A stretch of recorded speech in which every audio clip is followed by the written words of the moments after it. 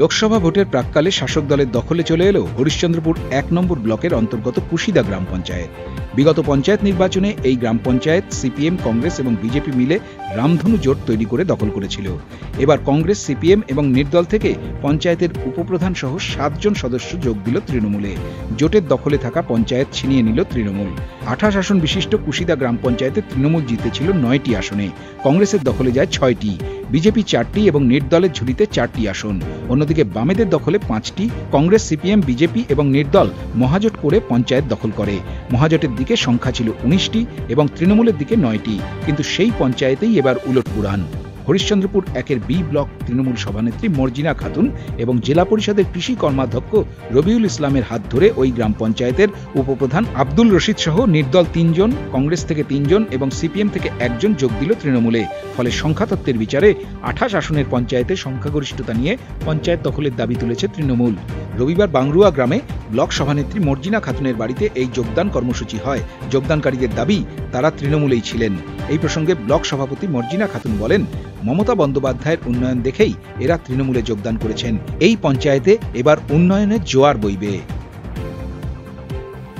CPM থেকে আমি pass করেছিলাম, এখন তৃণমূলে যোগদান করলাম আজকে। আগে তো ৫ বছর আমি টিএমসি ছিলাম, ৫ বছর টিএমসি, এই ভোটের টিকিট পাইনি টিএমসি, তার জন্য সিপিএমের থেকে টিকিট পেয়েছিলাম আমি। তো ওখান থেকে পাস করে আমার গ্রামবাসী সবাই বলছে আমার উন্নয়নের দরকার, আমরা উন্নয়ন যেখানে থাকবো দেখবো ওইখানেই থাকবো।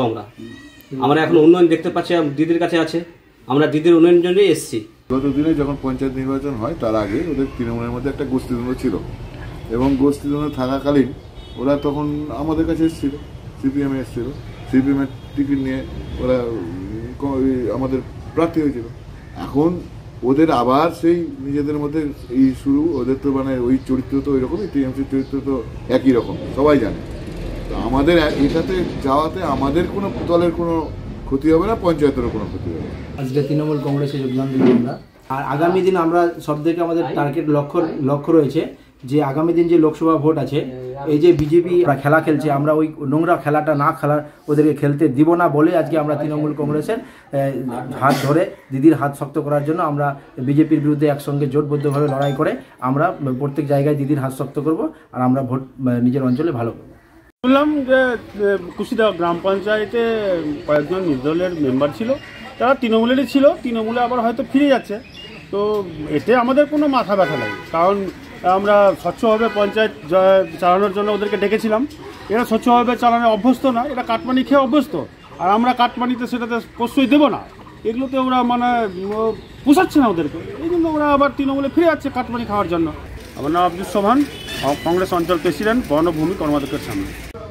সরকারটা হচ্ছে তৃণমূল সরকার, এই সরকারে কাজ করতে গেলে পরে ওরা পঞ্চায়েতে কাজ করতে পারবে না, এই জন্য ওরা আবার নিজের দলে ফিরে চলে এসছে।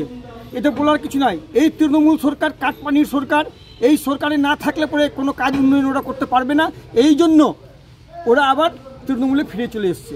কিষণ কেডি, আমি উত্তর মালদা সাংগঠনিক জেলা কমিটির সদস্য। আজকে কুশিদা গ্রাম পঞ্চায়েতের যে ৭ জন মেম্বার মানে বিভিন্ন পার্টি থেকে তারা মানে নির্বাচিত হয়েছিল, যেমন ৩ জন নির্দল, ৩ জন কংগ্রেস, ১ জন সিপিএম, এই মোট ৭ জন আজকে মাননীয় মুখ্যমন্ত্রী মমতা ব্যানার্জির যে উন্নয়নের ধারাকে অব্যাহত রাখতে তারা বুঝতে পেরেছে যে আমরা জিতেছি ঠিক, বিভিন্ন রাজনৈতিক প্ল্যাটফর্ম থেকে জিতেছি, বিভিন্ন রাজনৈতিক দল থেকে জিতেছি, কিন্তু ওনারা বুঝতে পেরেছেন যে একমাত্র যদি বুথ স্তরে যদি উন্নয়ন করতে পারি তাহলে মমতা দি ছাড়া কোনো বিকল্প নেই।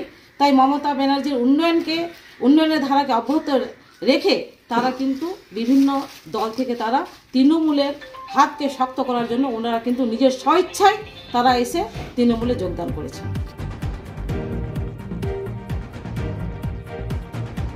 হরিশ্চন্দ্রপুর থেকে সৌরভ মিশ্রের রিপোর্ট, উত্তরবঙ্গ সংবাদ।